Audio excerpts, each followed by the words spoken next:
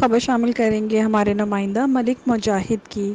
ملک منور Saqib advocate Pakistan کاف party نائب صدر پنجاب سے خصوصاً سیلاب زدگان کی مدد، مخیر حضرات کی امداد اور پاکستان آرمی کے اقدامات کی قربانی کو خراج تحسین پیش کرتے ہوئے جی بالکل، ملک مجاہد ای این نیوز ڈیرہ غازی خان سے آج ہمارے ساتھ ہیں ملک منور ثاقب ایڈوکیٹ صاحب، جو نائب صدر پنجاب کے کاف پارٹی سے تعلق رکھتے ہیں۔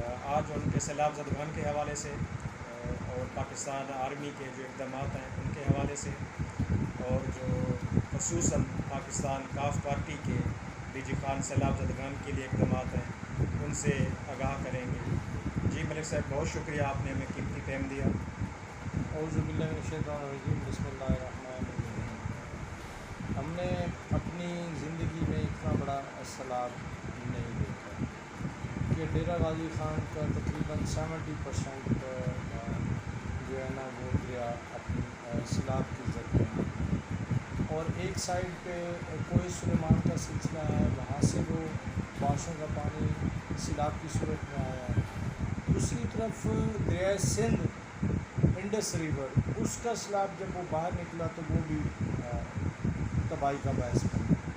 ان دونوں کی وجہ سے یہاں پہ لاکھوں ایکڑ رقبے تباہ ہو گئے۔ اس کے علاوہ انسانی جانوں کا ضیاع ہوا ہے، جانوروں کا ضیاع ہوا ہے، اور املاک کو نقصان پہنچا ہے، گھروں کو نقصان پہنچا ہے۔ یہاں بہت ساری ڈیتھس ہوئی ہے، لوگ مرے ہیں۔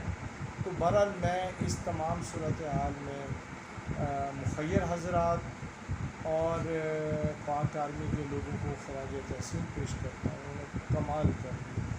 مخیر حضرات آئے ہیں لوگ کو لے کر، بہت زیادہ چیزیں جو ہیں وہ حد سے زیادہ، لیکن آگے کوئی پراپر ان کو گائیڈ کرنے والا نہیں تھا، کوئی پراپر نمائندگی نہیں تھی، پراپر وہاں پہ ان کو سیکیورٹی بھی نہیں تھی۔ پہلے تو سلسلہ چلتا رہا، وہ آتے رہے۔ دیکھیے ان لوگ ہیں، ان کو بتانا پڑتا ہے کہ بھی آپ لوگوں نے مکانات بنانے ہیں، وہ اس کے لیے بھی لوگ تیار تھے، کو ہاسپٹل بنانا ہے لوگ اس کے لیے بھی تیار تھے، مساجد بنانی ہے لوگ اس کے لیے بھی تیار ہیں، اگر سکولز کالج بنانے ہیں وہ بھی لوگ تیار ہیں، ٹوٹی ہوئی سڑکیں ہیں اس پہ بھی کنٹریبیوشن کرنے کے لیے حکومت کے ساتھ تیار ہے۔